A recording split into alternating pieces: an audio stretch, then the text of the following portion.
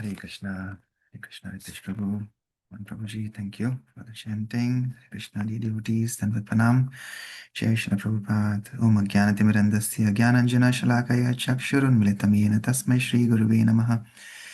Namah Om Vishnupadaya Krishna Presthaya Bhutale Srimate Bhaktivedanta Swaminiti Namine Namaste Saraswate Devi Gauravani Pracharine Nirvishesha Shunyavadi Paschatya Deshatarine Jai Shri Krishna Chaitanya Prabhu Nityananda Shri Advaita Gadadhar Srivasadi Gaur Bhaktavrinda Hare Krishna Krishna Krishna Hare Hare Hare Rama Rama Rama Hare Hare Hare Krishna. Okay, let's continue with our prayer. Thank you all for joining on a Saturday morning in this auspicious month of Kartik. Anybody would like to sing today?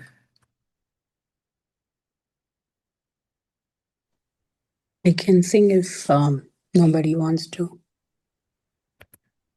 Yeah, go ahead, Mataji. Vrindavana Ramya Sthana Dibya Chintamani Dhama Ratana Mandira Manohara Abrita Kalindi Nire Rajhamsa Kheli Kare Tahe Shobhe Kanaka Kamala तारमध्ये हेमापीठा अष्टदले बेष्टिता अष्टदले प्रधाननायिका तारमध्ये रत्नासने बाशियाचे दुई जाने श्यामसंगे सुंदरी राधिका रूप लावण्य राशि अम्या परिचे खासी हास्य परिहास संभाषणे नरोत्तम दास कोय नित्य लीला सुख मोय सदाए स्फुरुक मोरा माने वृंदावन रम्य स्थान दिव्य चिंतामणि नाम रतन मंदिर मनोहर अभृत कालिंदी नीरे राजहंस केली करे ताहे शोभे कनक कमला हरे Krishna Krishna Krishna Hare Hare Hare Ram Ram Ram Hare Hare Hare Krishna Hare Krishna, Shri Vrindavan Ramya Sthan ki jai, Shri Das Thakur ki jai, Shri Prabhupada ki jai. Beautiful Vrindavan. Yeah. Go ahead, Mataji. Beautiful Vrindavan is filled with Chintamani gems and many jewel palaces and temples. Many regal swans play in the waters of the Yamuna, and in those waters a splendid golden lotus flower grows.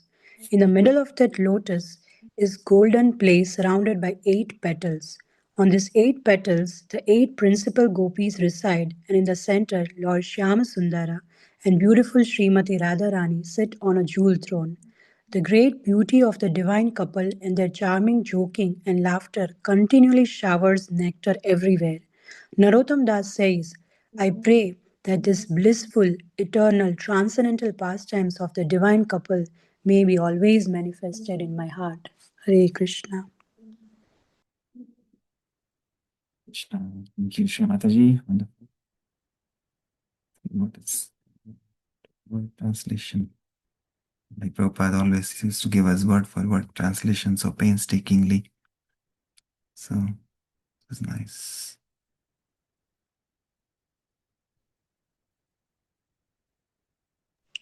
You want me to read this, Prabhuji? Yeah, read it, Mataji. Okay, yeah.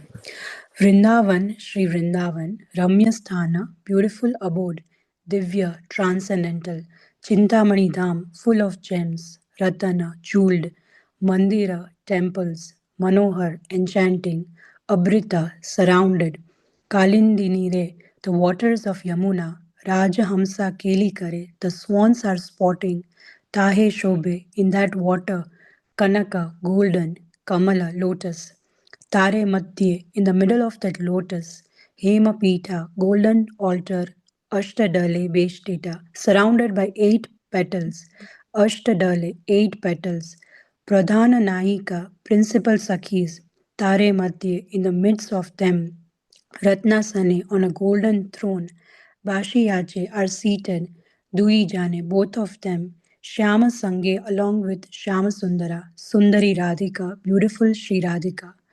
O Rupa Labanya Rashi, the beauty and sweetness, Amiya Pariche Kasi, shower of nectar, Hasya smiling, Parihasa teasing, Sambhashane conversing, Narottam Das, Kaya says, Nitya Leela, eternal pastimes, Sukhamaya, full of bliss, Sadaya, always, Spuruka, manifest, Mora Mane in my heart. How nice it is when you read word by word. It is like everything kind of imprints in your mind, each and every word. So then when we sing or when we read any of the verses, it becomes like, it is coming directly from the heart. Like here, you are reading, Narottam Das Thakur says, may this transcendental pastimes of the divine couple, may they always be manifested in my heart. So like that, Prabhupada gave all these wonderful books, and each and every book so painstakingly. He would wake up at night, 1 o'clock, and when nobody else was awake, he would do, and he would give all these verses and word for word transliteration, and then translation, and then purports. So how much of pain he took to give all of this to us. So we should think how much pain we have to take the time to at least read these books. He so painstakingly wrote all this and dictated all this. But unfortunately, many people today don't read the books. That's the sad part. So, yeah, and that's what these disciples are trying to do. Prabhupada Lilamrita, as we saw yesterday, they're in transcendental ecstasy by distributing this knowledge, but also by reading. Like when we saw yesterday, we saw a couple of examples where that one Prabhu was at the airport, and when he was reading the BBT newsletter, and Prabhupada talks about book distribution, and he sees how the other devotees around the world are doing book distribution, and why it is important. So when he read that, it gave them even more joy, right? So of course we're serving, but the service attitude will come when we actually read, and that is, our sadhana will deepen when we read. So like that was one example. Yeah, at the airport, and they said, like, the whole day they will be distributing books, but except whatever the 20 minutes of lunch, and then 20 minutes they will sit and they will read also, right? So, and that 20 minutes of reading will give them so much of spiritual power to continue throughout the whole day. So that is the power. So when we come and we chant in the morning, chanting and reading, those are the foundation. Those are the foundations, Shravanam and Kirtanam. Like at yesterday's class, we were talking about the similar theme. We were talking about chanting, japa, and humility. Doing anything, whatever we do, doing with humility. Especially chanting is, like I said, that's the foundation. And there, Chaitanya Mahaprabhu says, Jayari Prabhu was giving the class yesterday, and he mentioned about the famous verse of Shikshashtakam, that how we can chant always Kirtanya Sada Hari, and that is when we develop the mood of humility, as all our acharyas have mentioned. Even Radhanath Maharaj, he was quoting, and all the current Guru Parampara, Srila Prabhupada, of course Chaitanya Mahaprabhu mentioned that when we develop the mode of quality and mode of humility and tolerance, then we will be able to chant continuously, non-stop, Kirtanya Sada Hari. We have so Trinadapi Sunichena Tarorapi Sahishnuna Hamani Namadadenya. We should be eager to give all respect to others and not be eager to get any respect for ourselves. So in that mood of humility, then comes Kirtaniya Sadahari. Um, and also, yeah, a lot of other things we talked about, so maybe we'll continue. But for now, yeah, Prabhupada is inspiring them to come, and then he's making the impossible possible. They were thinking of publishing those 17, 18 books that are pending in more than a year. Prabhupada said that will take more than a year. But he wanted everything to be completed in 2 days. So that is the speed. And again, when the spiritual master gives those instructions, he also gives the power, empowerment to complete the task. Yeah. So like in this world, again, reflecting back on yesterday's session, Nalal Prabhu and I were talking after the class, and everybody who doesn't come to ISKCON, or they think, coming to ISKCON is like a PhD. Immediately they will ask us to leave everything and chant and give up all these things.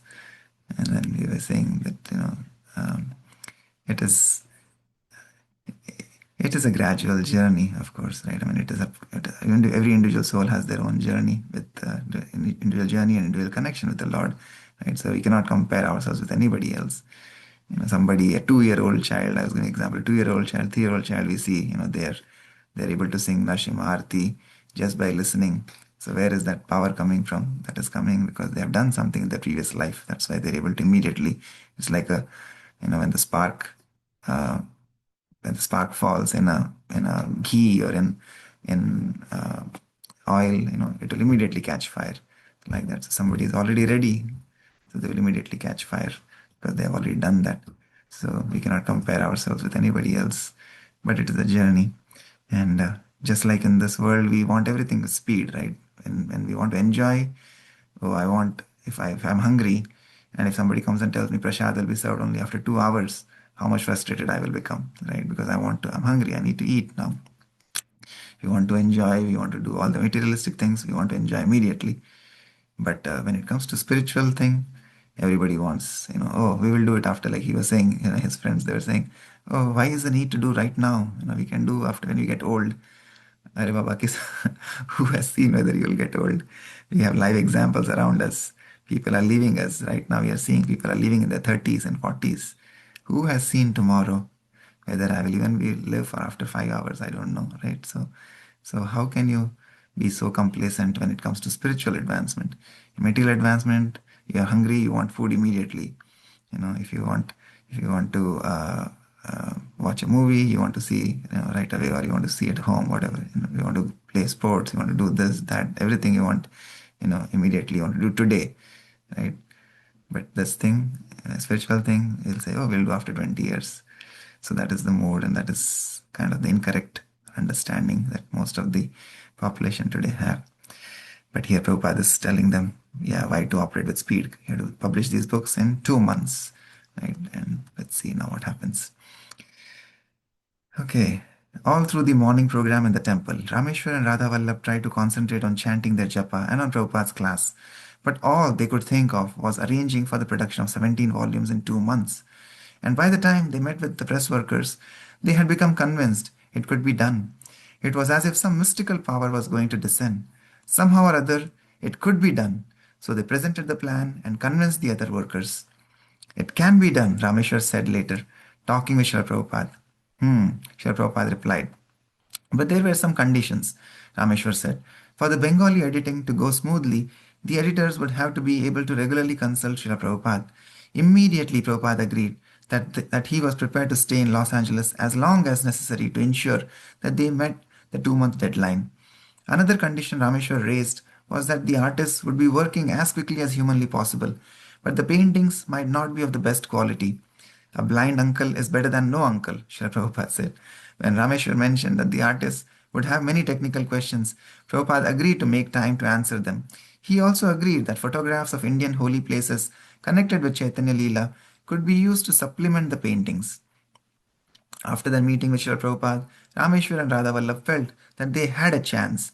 They left Srila Prabhupada's room, running down the stairs. The marathon was on.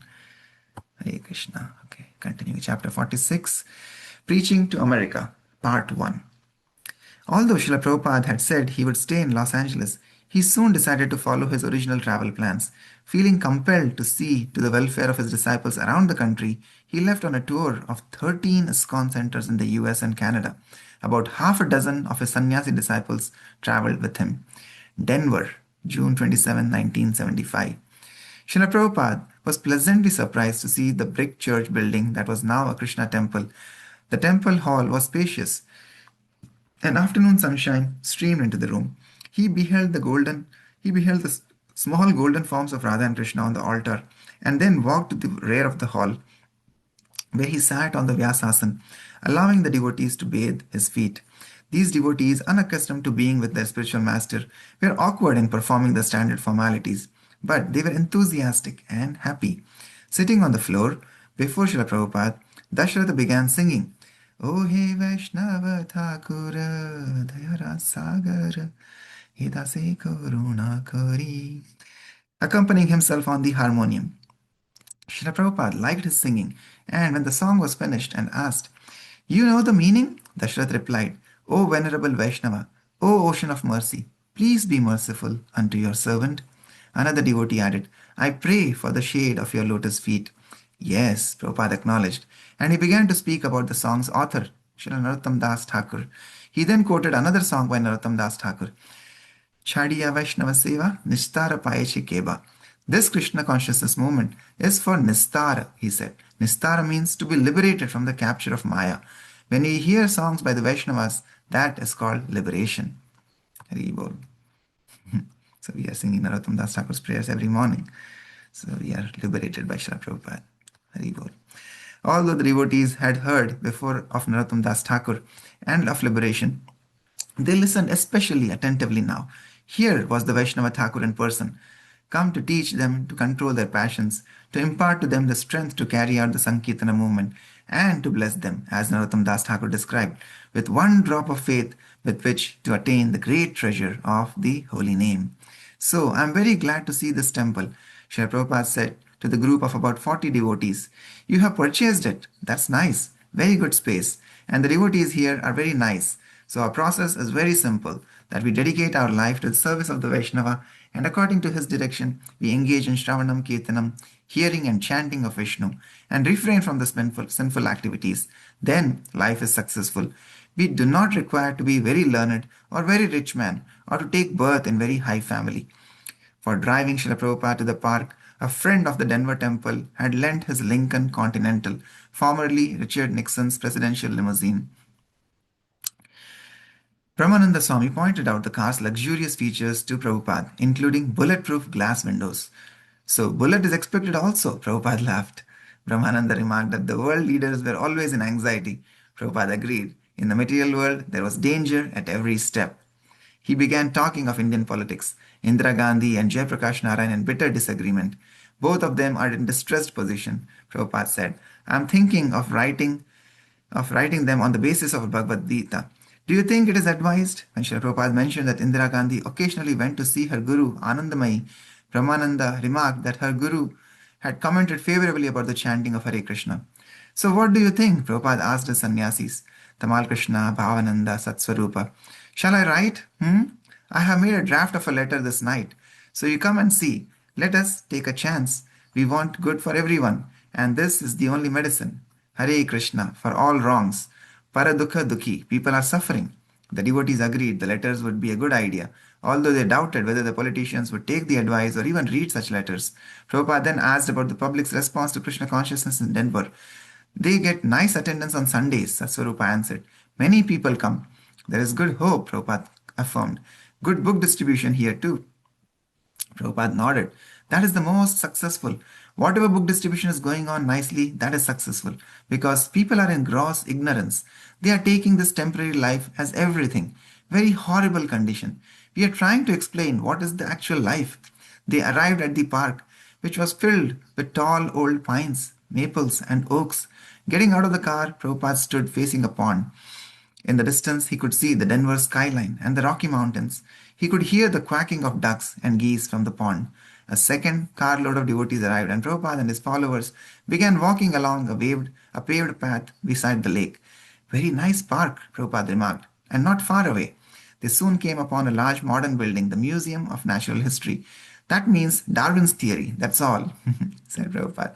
Their whole civilization is based on this Darwin's theory. How long you shall keep history? Do you know what is the history of the sun? When it was created? When it came into appearance? Can Darwin give us the history of the sun or the moon or the sky? Where is the history? There is history, but where is your history? You simply imagine there was a chunk and it became manifested as the sun, moon, and I am also this. What do you actually know? How has this cosmic manifestation come into existence? The sun rose with dazzling golden rays and quickly warmed the air. The devotees offered Prabhupada information about Denver, the mile-high city. It was good for health, they said. Prabhupada said the climate was as in Punjab, the upcountry in India. He also heard how Colorado was known as cow country because its main industry was slaughter. Prabhupada walked past a zoo and down a hill. He passed a Civil War cannon and saw many colorful flower beds, expansive lawns, and everywhere the tall pines. Although the air seemed chilly for July, the brightness of the rising sun was unusual, and the natural scenery of the park stood out sharply. Srila Prabhupada also appeared bathed in golden light as he walked briskly, wrapped in his grey chadar, talking from time to time with his disciples. Prabhupada mentioned Gopal Agarwal, the man at whose home he had first stayed after arriving in America in 1965. Gopal's father, he said, was a very rich man in Mathura, and Gopal had come to America to be an electrical engineer. He was not doing as well as he would have by staying in India. Prabhupada said, Gopal's wife Sally used to say, my husband is a lost child of his parents. People are working so hard day and night for these temporary years. Prabhupada said, although by laboring less than that they can go back to Godhead. Just to get a nice car, a nice wife, and a few children by working so hard, and by the same labor, if he devotes himself to Krishna consciousness, then he goes back home, back to Godhead. And what is wrong there? We have got so many Krishna conscious devotees. What is wrong there compared to these ordinary karmis? Are you unhappy? What do you think? All their efforts will be finished, and after death, they will become a cat or a dog or a tree. Devotee. Sometimes, Srila Prabhupada, even if we explain this and the people seem to understand, still they won't do anything about it. Prabhupada. So you have to constantly poke them. Just like when a man is sleeping, you have to call him constantly. Mr. John, wake up, you rascal. Why are you sleeping? You have got this opportunity of human form of life. Now get up, take to Krishna consciousness and solve all your problems. Devotee. Some people say that if you want to do this, it's all right, but we shouldn't preach and insist to them. Everyone has his own way. Srila Prabhupada. But you are a human being. You rascal, you are sleeping, and we are just trying to awaken you. Suppose a child was going off to one side where there is danger. We are human beings, so we shall say, no, go to the right. We shall try to save him. That is our business, to do good to others. That is the mission of Chaitanya Mahaprabhu. Not that this man is going to hell, so let him go to hell. But at least I am happy. That is not human. Devotee. A lot of times, Srila Prabhupada, they feel we are just escaping material life. They say we don't have jobs and that we should work for a living. Prabhupada addressing an imaginary challenger. You rascal, you have no money, you work. But we are rich men, we are Krishna's sons. So why shall I work like you, an ass? An ass will work unnecessarily. We are not asses. Bhagavad Gita, Prabhupada said, establishes Lord Krishna as the proprietor of everything. The servants of Krishna, therefore, should not be expected to work hard like asses. Asses work hard, not human beings. This was also the instruction of Rishabdev in the Srimad Bhagavatam. Rishabdev told his sons that human life is not meant for working hard simply for food and sex enjoyment. That was the business of hogs. Prabhupada. Tell them they are working like hogs and we are living like human beings. That is the difference. If somebody does not work hard like a hog, does that mean he is escaping? Srila Prabhupada continued to vigorously develop his theme. He argued very seriously and yet in a delightful way, showing the fortune of one who becomes a servant of the Supreme Personality of Godhead. The devotees could not refrain from smiling and laughing as they hurried to keep up with his pace and with his Krishna conscious logic. Prabhupada. I was a student of economics. There we learned Marshall's theory. He says that human nature is such that unless a person has obligation, he will not work. That is the beginning of economics. If one already has something sufficient to eat, then he will not work. So if we have sufficient to eat, why shall we work? What is the answer? This is not escaping. It is coming to the light. To not work and yet get our necessities is comfort. But to work hard just to get the bare necessities of life, that is for the hogs and dogs. Devotee. They have no faith or trust that this can be done. Prabhupada, see us, you rascal, see, open your eyes, see that we have no business, we have no food stock. Still, we are not worried. We do not know what we shall eat in the evening, but still, we are not worried. I came to your country without any subsistence. Prabhupada argued that man's economic necessities could be easily settled by keeping cows and land. He said that men have made an unnecessary, complex arrangement just for maintaining the body, thereby forgetting the purpose of human life. When a devotee contended that not everyone had the opportunity to get land, Prabhupada said that this was simply mismanagement. There was plenty of land in America. Devotee, Srila Prabhupada, they accuse us of being parasites. Srila Prabhupada, no, a parasite means if he takes others' property and tries to enjoy it. But we are not enjoying others' property. We are enjoying our father's property. Isha Vasim Idam Sarvam. Krishna is the proprietor. Why do you say parasite? We are good children of Krishna, and Krishna says, don't work. I shall give you everything. Actually, Krishna says that. Why are you working so hard? Just surrender to me, and I will give you protection, whatever you want. So we are giving everything. Why say parasite? Devotees were very well aware that Srila Prabhupada did work, traveling constantly, managing his worldwide Krishna conscious society, rising in the middle of the night to translate Srimad Bhagavatam. And his disciples also worked hard, but they did not work like animals and animal like persons for things that would be destroyed in time. And they did not work at horrible enterprises that ruined the best part of human nature. They did not work like asses and claim they had no time left in the day to chant the holy name of God. Prabhupada, okay, let's read this last part. Prabhupada, now this is a nice part, but nobody's coming here. We Krishna conscious people, we are taking advantage. So they are escaping or we are escaping. Just see how foolish they are. They work so hard, but they're not taking advantage. But we are taking. So our policy is that you work hard and we go and take from you. This is not escaping. This is intelligence. Hare Krishna. Okay. Yeah, so that is the true intelligence. Prabhupada is explaining. And everything comes. Actually, yesterday, this is nice again coincidence that we are reading about Denver because yesterday when His Grace Anutama Prabhu was here and before he was leaving for Indianapolis, he was talking to me about how he came into Krishna consciousness and he started in Denver actually. So he was talking about Denver, and we were talking about how like the struggles that we are having right now in Cincinnati with the temple, and they also had some initial struggles. But again, eventually, by Lord's mercy, by Prabhupada's mercy, everything manifested. And these slaughterhouses that Prabhupada was talking about, and he was also mentioning, he was also talking about this, that now that he lives in Maryland, in the north side there, there are some towns, he said, we were talking about, yeah, all these slaughterhouses, and he was saying there are stretches of land because there's so many slaughterhouses and chicken, farms where he was saying, he was giving example. He said he had seen videos of how chickens are slaughtered or like how they're cut.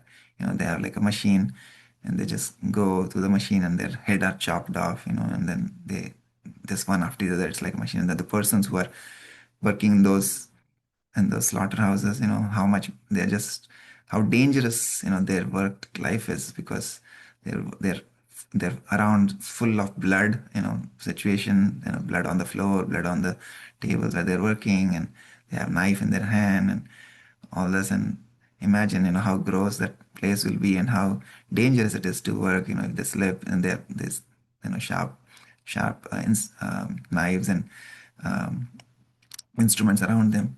So it's a very dangerous situation. So like that, even not just that place, but the whole materialistic society, it's a very dangerous situation. He was comparing because we were saying that people don't know where the food that they eat comes from. Like if kids today in America, if they know the food that they're getting on the plate, the meat that they're eating, where it is coming from, how it is sourced, because they just think it's some piece of food and they're eating. But if they're shown these videos and shown how these animals are slaughtered, um, I was telling him, like, I always feel, I talk to my colleagues and everybody here in America, like we see, they're so nice towards their pets. Dogs, they love so much their dogs. I mean, so much of care. I don't even think they love human beings so much. They talk about pets and the love for the pets so much. If you love your pet so much, how can you see an animal being crucified and slaughtered, and then eat that same piece of flesh just for some, 1 minute or 2 minutes of taste in your mouth, like So we were talking about that, and he was saying like when he passes these towns, because they have he says naturally when some animals die, birds die, naturally, nature takes care of them and nature has a way to remediate. But when people artificially kill all these people, all these animals, so these slaughterhouses, he says, when there are towns where, it's like dead, those towns are dead because so many animals are being killed there. And again, the karma comes. So the whole towns, as you pass through, like you drive through them, like there are miles and miles of area where the air is so, it's like stinking. It is stinking. You cannot pass through that area, he was saying. And then the vegetation around those areas is all dead. Like they cannot grow any crops, nothing grows. So because they have done all this bad things of killing these animals. So karma will eventually catch up, and nature also will not artificially remediate such situations because man is artificially, you know, creating all these problems for themselves. So anyway, I was reminded of that as he was sharing that, since he said originally he joined in Denver, and today we were reading about Denver Temple and how Prabhupada is in Denver. Hmm. Okay, anything else anybody would like to share? Yes, Prabhu. When you were mentioning about killing of animals, so I came across a video a few days ago, and it was like kind of a reel, and then somebody came. So it was like they were all Americans, and they were somebody came with a pig, like. And then everybody was like, "What is this?" And he's like, "Oh, this is your lunch today." And everybody was like shocked. He's like, "No, you're joking. Like, what are you going to do? Kill him like right here?" And then kids are here and you cannot do that and all that. So he's like, yeah, but then this is what what you're eating every day. And then I think people realize that, oh, we don't real I mean when we eat, we don't realize that this innocent animal is getting killed and we are eating that, just how you said, like. Um so yeah, it was like a very enlightening video. Like everybody was like, wow, what are we doing? And then there was another video where somebody was it was I think it was an AI generated probably, but the person was saying that who cares about animals, and everybody's like, oh, we do. And then he's like, who cares about pollution, and they are like, oh, we do, and everything. So he was just mentioning various things, and then at last he's like, oh, who wants to give up meat so that they could save the earth or whatever. And then everybody just disappeared. So it's so stereotypical. Like they will, just how you mentioned, like they love their dogs, but it's just how can you be so specific about an animal, that you love dogs, but not the cow, not the goat, or not the chicken. So yeah.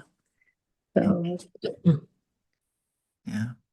Yeah, and they love many Americans. I recently, just last month, we had like a volunteering event at our work. So we went to a farm. It's called a Tikkun farm, and the idea, the Tikkun is basically spirit. It's like reviving communities, reviving, our heritage, spiritual heritage kind of things. That I think. So there was like animals like chicken, there was pig, like you talked about, there was llama, and everything, like all those animals. These American, I think I and probably one or two of us were Indian. Everybody else was Americans there, and they love all the animals. They love they love the chicken, they love the llama. The caring. You could see the care and the love, the joy that you can see in their eyes, and everybody loves all these animals. But at the same time, those same people are not don't hesitate to go and purchase meat and eat meat, especially cows. Prabhupada always used to emphasize, okay, you want to eat. I mean, you have to meet the people where they are, right? And when we read sometimes Prabhupada in some of the other books, he would say, okay, even if you want to eat, okay, let that animal die, and eventually the animal will die. At least after it dies, then you eat, no problem. But yeah, for cow especially, Prabhupada would say no. But even for cow also, sometimes people are so gross that they cannot live without meat. So then Prabhupada say, at least, okay, cow is a special animal. But even, okay, at least when the cow dies, if you really want to eat after the cow is dead. Don't kill, don't slaughter them. So like that. So he would, some people are so fallen that even for those Prabhupada even at least said, at least do that. Don't kill them. Um, so yeah, it is. Yeah, but it's, I mean, it's good. I mean, we see now people are also changing, transforming. There are so many vegan people are taking up, vegan diet. So some transformation is happening for sure, but it is not at the speed that matters. Yeah, rest of the world is all going down this drain of slaughtering animals and killing them. Yeah, it's unfortunate. Hmm.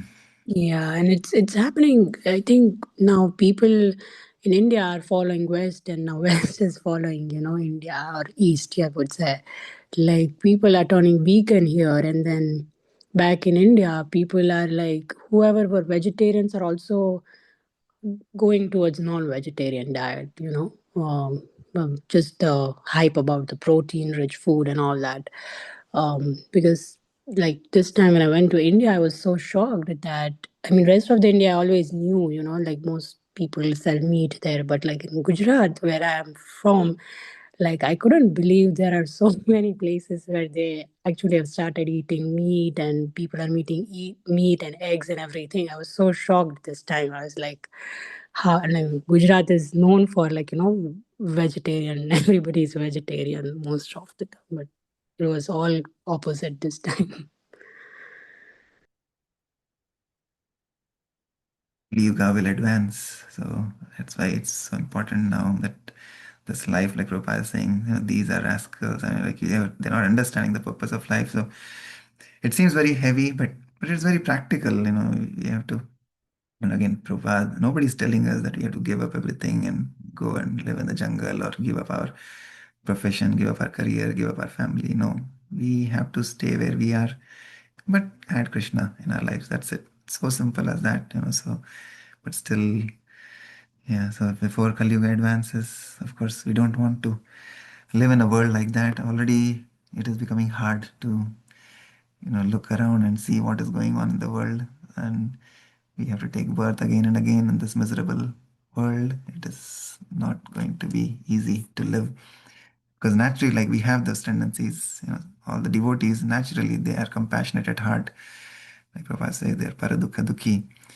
And when we come as devotees, when we see suffering around us, people suffering, kids without parents, without shelter, bombs dropping on countries, and there's just so much of suffering everywhere. It just pains our hearts, and it's hard to see these things. But again, we are always here to in the mood of servant of the servant of the servant. So in the mood of service.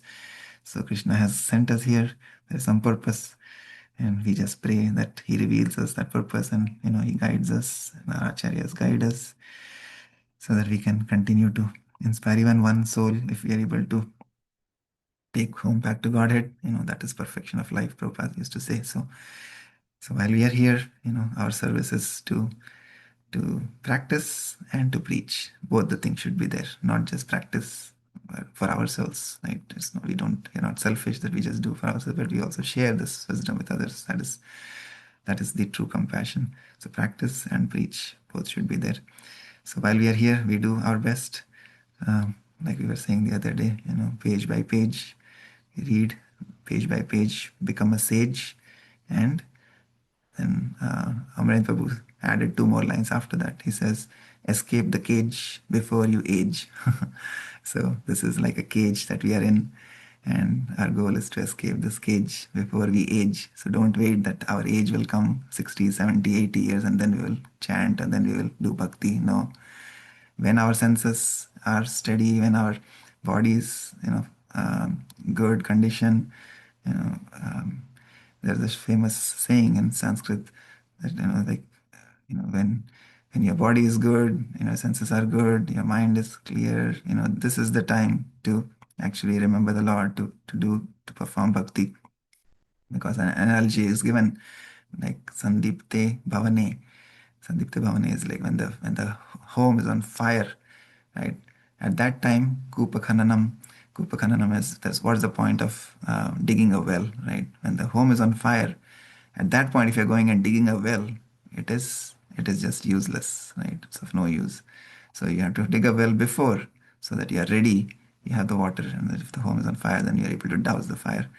the well. But if your home is on fire at that time, you go and dig a well. That's just foolishness. So like that. So at the old age, if you're going to do all this, it is foolishness. Right now, we have the time, we have the age and energy. We have to utilize every moment. So that is the point that Prabhupada used to emphasize. Okay. All right. Thank you, Mataji. Ritesh Prabhu, Pawan Prabhu, Pragyan Mataji, anything else you'd like to share?